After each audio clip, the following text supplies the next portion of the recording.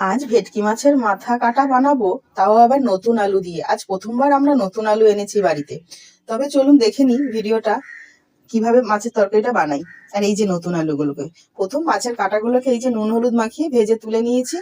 আর এখানে জিরে, ধনে, লঙ্কা, আদা, রসুন সব একসাথে করে একটা মিক্সিতে পেস্ট করে নিয়েছি। আর মাছের কাটাগুলোকেও ভেজে তুলে রেখে দিয়েছি। আর এই যে নতুন আলুগুলোকে পুরো লাল লাল করে একটু ভেজে নিয়েছি, তার উপর দিয়ে পেঁয়াজ আর টমেটোটা দিয়েও বেশ ভালো করে ভেজে নিলাম।